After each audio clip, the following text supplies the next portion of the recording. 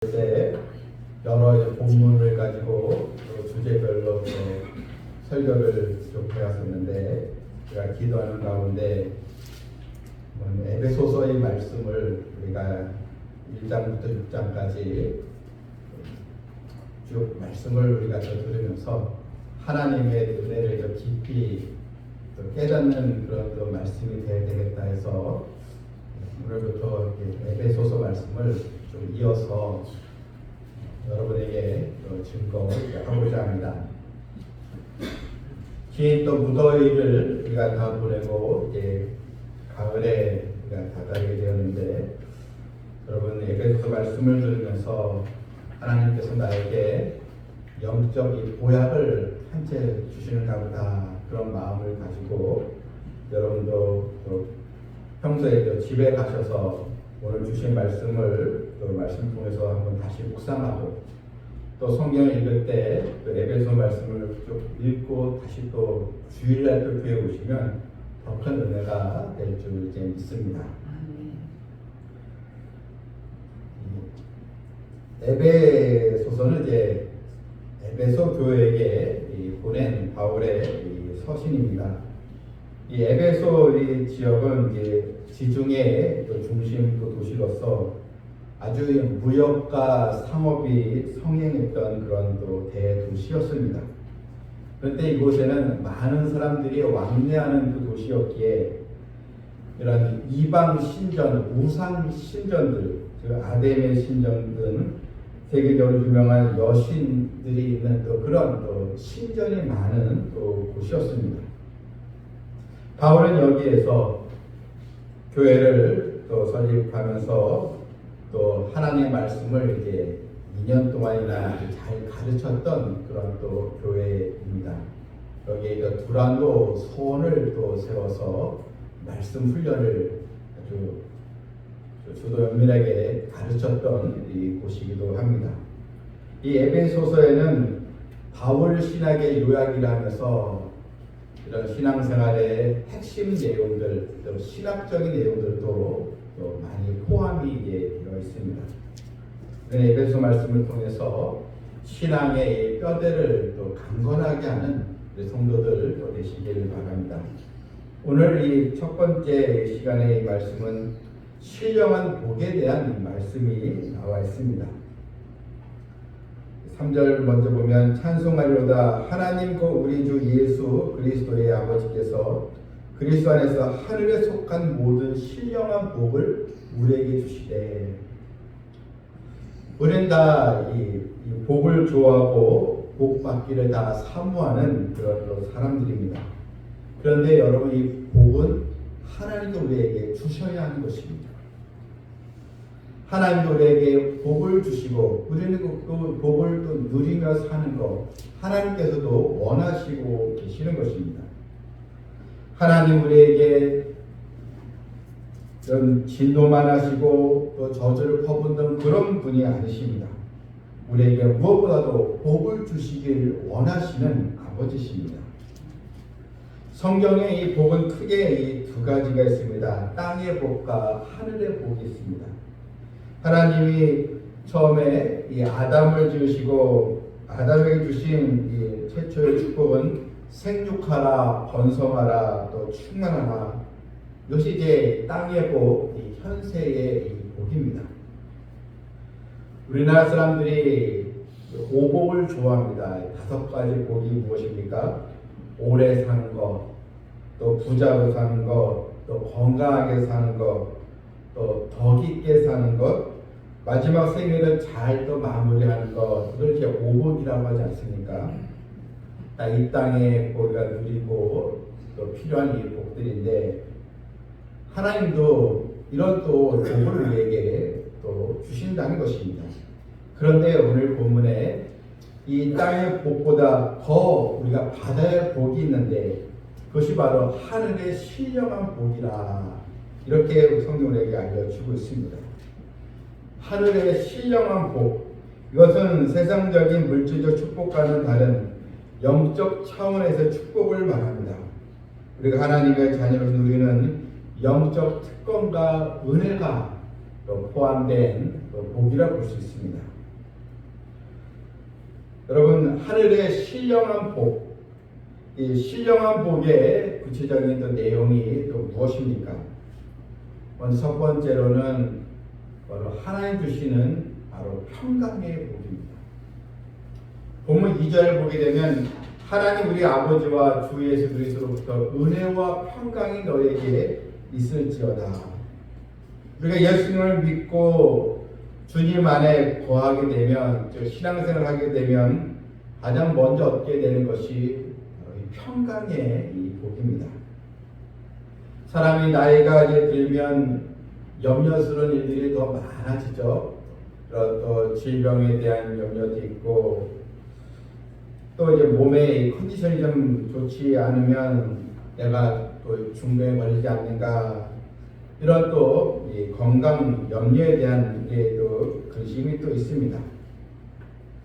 그런데 하나님의 자녀 구원받은 성도는 이 죽음에 대한 이 본능적인 두려움은 사실 있지만 이 죽음에 대한 다른 시각을 가지고 있습니다. 죽음은 영원한 하나님의 나라로 들어가는 관문이기 때문에 이 세상에 우리가 살아가면서 하나님이 주신 이 생명의 수완을 우리가 충분히 누리고 때가 되면 이제 내가 하나님 아버지께로 갈 때가 됐구나, 나도 기한이 찼구나, 주님이 나를 이제 부르시는구나, 이렇게 우리가 죽음에 대해서 담대함을 가질 수 있게 되는 것입니다. 이것이 바로 하나님께서 우리에게 주신 평강의 복입니다. 여러분은 지금 평강의 복을 얼마나 누리며 살아가고 있습니까? 아이들이 커가면서 이제 아이들이 군에 가게 되면 또 이런 군에 간 아들이 걱정이 되고, 또 입시에 또 다다르게 되면 입시에 대한 또 걱정이 있고, 또 직장과 또 가정의 생업과 또 사업에 대한 또 걱정거리들이 있고, 끊임없이 이런 근심거리들이 우리에게 찾아옵니다. 그런데 하나님의 자녀는 이 모든 이 문제를 하나님께 또 맡기게 되는 것입니다. 비록 지금은 힘들고 고통스러워 또 보여도 모든 것이 합력하여 선을 이루게 하시는 하나님이 계시기에 어려운 가운데서도 하나님께 이 맡기고 믿음으로 우리가 살아가게 됩니다. 이것이 바로 평강의 복을 누리는 것입니다. 시편 29편 11절에 여호와께서 자기 백성에게 힘을 주시며 여호와께서 자기 백성에게 평강의 복을 주시리로다. 자기 백성, 하나님께 속한 백성, 구원받은 백성에게 하나님이 힘을 주시고 평강의 복을 주신다고 했습니다. 여러분, 삶의 모든 이 필요한 것들이 사실 다 하나님께로부터 오는 것입니다. 그럼 우리는 하나님과 늘 이 화평의 관계를 또 만들어야 합니다. 하나님과 친밀하고 좋은 관계를 맺게 될 때 우리 마음이 기쁘고 하나님께서 준비하신 그런 여러 이 복들을 우리가 받아 누리게 되는 것입니다. 하나님을 사랑하고 하나님을 경외함으로 우리의 삶은 더 평강이 넘치는 삶으로 나가게 된다는 것. 그것을 여러분 우리가 기억하면서 늘 주의 말씀에 또 귀를 기울이고 믿음의 기도로 하나님 주시는 평강을 누리는 성도들 다 되시길 바랍니다. 두 번째로 하나님의 신령한 복은 내가 하나님께 택함을 받았다는 이 사실입니다. 본문 4절에 보면요, 곧 창세전에 그리스도 안에서 우리를 택하사 우리로 사랑 안에서 그 앞에 거룩하고 흠이 없게 하시려고. 하늘에 속한 신령한 이 복을 주셨는데 그 주된 내용이 무엇입니까? 하나님이 우리를 택해 주셨다는 것. 그것도 창세전에 미리 하나님께서 나를 아시고 내가 이 땅에 태어나기 전부터, 또한 창세 전부터 하나님은 우리를 택하여 주셨다는 것. 우리가 이 땅에 태어날 존재인 걸 또 미리 하나님께서 아시고 우리로 하여금 하나님의 백성으로 나를 불러주셨다는 것, 그런 하나님의 이 택함, 이것을 우리는 큰 은혜로 또 기억해야 한다는 것입니다. 이 택함 받음, 많은 사람 중에서 내가 하나님께 택함을 받았다는 이 사실을 여러분 꼭 소중히 여겨야 합니다. 사실 우리가 살아가면서 내가 의지하고 사랑하는 사람한테 버림을 받았다면 그것처럼 불행한 것이 또 없을 것입니다. 때로는 또 이런 직장에서 버림을 받기도 하고, 때로는 친구나 지인들로부터 또 버림을 받는 일들, 얼마나 이것이 비극이고 불행입니까? 그런데 하나님께서 나를 택해 주셨다는 것, 이것이 얼마나 큰 은혜요, 신령한 복인지 우리는 이것을 알아야 하는 것입니다. 그러므로 세상에서 가장 큰 복은 내가 하나님께 택함을 입고 하나님께 부름받은 자녀가 되었다는 것입니다. 여러분, 우리가 택함 받을 만한 자격이 있어서 하나님 왜 택해 주셨을까요? 아닙니다. 전혀 자격이 없었던 우리를 하나님께서 나를 택해 주신 것입니다. 어떤 분은 이런 하나님의 이 선택에 대해서, 그럼 하나님은 누군 구원하고 누구는 구원하지 않고 너무 이게 불합리하지 않는가, 이렇게 이제 말하는 분들이 있습니다. 여러분, 인간은 누구나 다 하나님의 은혜를 입지 않았다면 다 전적 타락을 해서 하나님께 다 멸망을 받아야 할 그런 사람들이었습니다. 장로교 신학의 기초가 되는 이 칼빈주의 5대 교리에 보게 되면 첫 번째가 바로 인간의 전적 타락입니다. 인간 전적으로 타락했기에 인간 스스로의 힘으로는 구원을 받을 수 없었습니다. 그런데 그런 전적으로 타락한 인간을 하나님께서 나를 무조건적으로 선택해 주셨습니다. 바로 두 번째가 하나님의 무조건적인 선택입니다. 하나님은 인간의 어떤 조건을 보시고 나를 선택한 것이 아니고 무조건적으로 나를 택해 주셨습니다. 이것이 하나님의 주권입니다. 또한 칼빈주의 5대 교리의 세 번째가 제한된 구속. 다시 말해서 모든 사람들이 다 구원을 받는 것이 아니라 주님의 그 십자가 대속의 은혜는 하나님의 택함받은 자녀들을 위해서 주님은 십자가를 지시게 된 것입니다. 또 하나님의 거부할 수 없는 은혜, 이걸 이제 불가역적인 은혜라고 그랬습니다. 하나님께서 내가 너를 택했어, 내가 너를 하나님의 자녀로 내가 너를 삼았다, 이런 하나님의 선택에 대해서 어느 인간도 전 싫어요, 거부할 수 없다는 것, 이것이 바로 하나님의 불가역적 은혜, 이것입니다. 그리고 마지막으로 다섯 번째가 성도의 견인. 하나님은 한번 택하신 자녀를 끝까지 구원의 길로 이끌어 주신다는 것. 여러분, 이렇게 하나님의 이 선택에는 이런 깊은 하나님의 뜻이 다 담겨져 있는 것입니다. 어떤 이 탈북자가 한국에 와서 예수님을 믿고 이제 간증을 했는데, 이분이 하는 말이 이것입니다. 한국에 와서 자유를 누리고 쌀밥도 먹고 너무 좋은데 제가 가장 감사한 것은 한국 땅에서 내가 예수님을 알고 마음껏 예배드리고 찬양 부르고 하나님께 기도할 수 있다는 것이 내게는 너무 큰 은혜의 축복입니다. 저 북녘 땅에서는 성경책만 가지고 있다고 걸려도 다 사형을 당하고,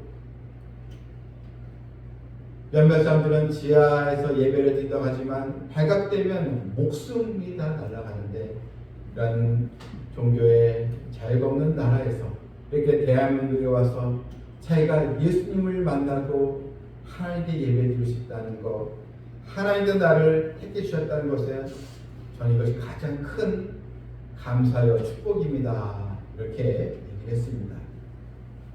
여러분, 우리가 인생을 살아가면서 무엇보다도 하나님이 나를 불러주시고 나를 택해 주셨다는 이 사실에 항상 감사하시기를 바랍니다. 이게 우리가 그냥 입으로만 하는 그런 교인이 아니고, 또한 내가 무슨 교회를 오래 다녀서 직분을 또 받았기 때문에 그런 내가 하나님의 자녀가 되었다, 이것이 아니고, 우리는 하나님의 은혜에 눈물로 감사하고 하나님께 영광 돌리는 삶으로 나가야 될 줄 믿습니다. 여러분, 선택받았다는 증거가 무엇입니까? 예수님을 나의 구주로 영접하고 내가 믿음으로 현재 살아가고 있다는 것이 내가 하나님의 택함을 받았다는 강력한 증거가 되는 것입니다. 요한복음 1장 12절에 영접하는 자, 곧 그 이름을 믿는 자들에게는 하나님의 자녀가 되는 권세를 주셨으니 이는 혈통으로나 육정으로나 사람의 뜻으로 나지 아니하고 오직 하나님께로부터 난 자들이라. 영접하는 자, 하나님은 자녀가 되는 권세를 주셨는데 이것은 오직 하나님께로부터 난 자들이라. 하나님께로부터 난 자들, 이것이 하나님의 선택받은 자들이다, 이런 의미인 것입니다. 여러분, 이 영접이라는 말이 무슨 뜻입니까? 영접하는 자, 영접이라는 것은 내 삶에 예수님을 나의 주인으로 모셔드렸다, 이런 의미입니다. 우리나라의 그 외국의 원수나 대통령 수상이 오게 되면 여러분이 인천공항에 그 영접위원들이 가서 그 대통령을 영접하지 않습니까? 우리가 예수를 믿는다는 것, 이제는 내가 내 인생의 주인이 아니라 예수님이 내 인생의 주인이 되어 내 인생의 운전대를 잡고 계시는 분, 바로 그것을 믿고 우리가 나아가는 것입니다. 그럼 왜 하나님이 나를 선택하신 이유가 무엇입니까? 보면 4절 끝에 보니까 우리로 사랑 안에서 그 앞에 거룩하고 흠이 없게 하시려고, 바로 사랑 안에서 우리를 거룩하고 흠이 없게 하시려고 우리를 불러주셨다는 것입니다. 다시 말해서 하나님은 우리를 아주 그 작품으로 여기고 계신다는 것입니다. 여러분, 이 작품하고 상품은 다른 것입니다. 그냥 공장에서 찍어내는 이 상품하고 그 예술가가 심려를 기울여서 그 작품을 만든 거하고는 여러분 그 느낌이 다 180도 다르지 않겠습니까?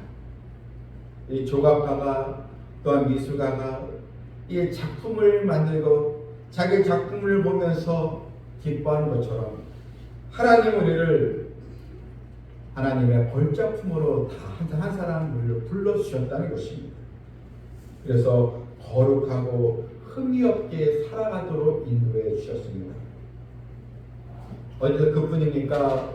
5절 보니까요, 그 기쁘신 뜻대로 우리를 예정하사 예수 그리스도로 말미암아 자기의 아들들이 되게 하셨으니, 예수님이 하나님의 아들인데 그런데 우리를 하나님의 그 아들들로 되게 하셨다.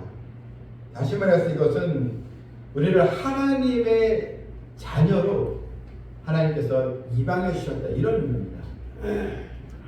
즉 우리는 하나님의 자녀로 입양이 된 것입니다. 그래서 예수님과 똑같이 하늘의 기업을 상속받게 되는 것입니다.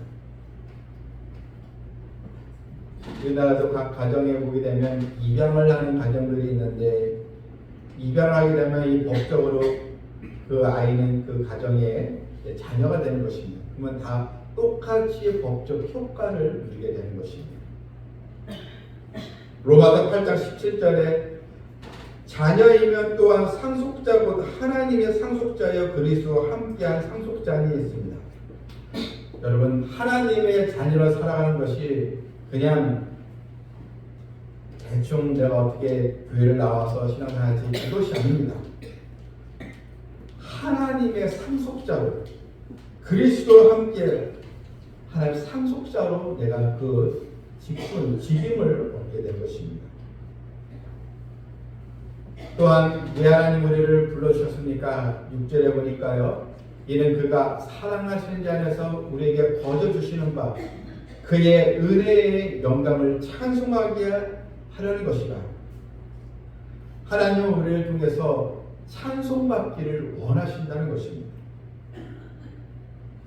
미국 이 뉴저지에 유명한 프린스턴 신학대학이 있는데 거기에 신약 교수가 한 분 있었습니다. 근데 이분은 이제 예배 시간에 채플 시간에 이분은 찬송을 이상하게 부르지 않았다는 것입니다.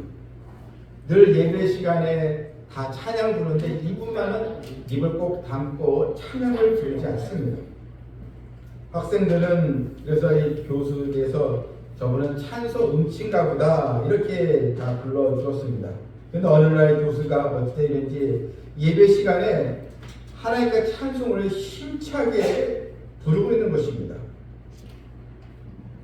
이상하게 여긴 학생들은 음정도 틀리고 박자도 틀리는데 아주 힘차게 우렁차게 찬양을 부르는 그 교수님을 희한하게 또 바라보았습니다. 강의 시간에 학생들이 교수에게 물었습니다. 교수님 무슨 일입니까? 어떻게 이렇게 찬송을 우렁차게 부르십니까? 했더니 이 교수가 이런 고백을 했습니다. 자기가 어느 날 꿈을 꾸었는데 천국에 이르러서 노크를 했더니 이 베드로가 너는 누구냐 묻더랍니다. 그래서 저는 어릴 때부터 교회 다닌 신자요 지금 신학대 교수입니다 라고 소개했더니 베드로가 이 장부를 이제 뒤지면서 너는 공부는 많이 해서 교수가 된 것 같은데 너는 하나님께 찬송의 제사를 올린 기록이 없구나. 천국은 지식이 많은 신학 박사를 원하는 것이 아니라 하나님께 찬송을 올리는 그런 자녀를 원한다. 이렇게 얘기하면서 다시 가서 하나님께 찬송을 많이 부르고 다시 오너라. 이런 또 꿈을 꾸게 되었다는 것입니다. 그러면서 자기가 얼마나 하나님께 교만한 사람이었던가. 그냥 신학 박사로서 지식만 있었지 정말 하나님의 구원 은총에 대해서 감사와 영광을 주지 않았다는 것에 회개하면서 이렇게 지금 예배 시간마다 감격적으로 나는 찬양을 부르고 있게 되었다. 이러한 이야기였습니다. 여러분 우리 인생에 사는 이게 목적 하나님께 영광 돌리며 하나님을 찬양하는 성도들이 다 되시길 바랍니다. 여러분 이제 우리의 삶의 현장 가운데 이제는 하나님께 택함 받은 자로서의 분명한 우리의 삶이 있어야 될 줄 믿습니다. 이제는 내 삶의 주인으로 예수님을 여러분 꼭 사랑하고 주님을 더 의지하기를 바랍니다. 또한 예배 시간 예배당에 나오면서 하나님께 영광의 찬양 올려드리고 또한 한 주간을 또 살아가면서 받은 은혜에 감사해서 주의 말씀을 상고하고 기도하는 성도들 되시길 바랍니다. 세상 사람들은 신령한 복에 대해서 관심이 없습니다. 오로지 그냥 이 땅의 복, 현실의 복만 관심을 갖지만 여러분 우리는 하늘의 신령한 복을 받은 사람들입니다. 하나님의 부름받은 자녀로서 더욱 날마다 이 구원의 은총에 감사하면서 끝까지 이 믿음의 길을 굳건하게 걸어가는 저 여러분 모두가 되기를 주님의 이름으로 축원합니다. 아멘. 하나님 아버지 오늘 에베소서 이 말씀을 우리가 이제 들었습니다. 좀 이 말씀을 우리 계속 듣는 동안 매주 하나님의 이 갑절의 은혜, 말씀의 권능이 성령 역사하심을 인하여 우리 성도들 하여금 진정한 변화를 또 일으키고 그래, 믿음이 더 강건해지는 축복의 시간 되게 하여 주시옵소서. 수많은 인생 가운데 나를 택해 주신 그 은혜, 전적으로 타락되었던 우리를 하나님께서 불러주시고 나를 하늘의 상속자로 불러주신 은혜를 기억하며 내가 지금 신앙생활하며 하나님께 영광 돌리며 예배드리며 기도할 수 있다는 것을 가장 큰 복으로 여기면서 앞으로의 모든 삶의 여정 속에 하나님의 큰 은혜와 또 축복이 넘치게 해주시옵소서. 예수님의 이름으로 기도하옵나이다. 아멘.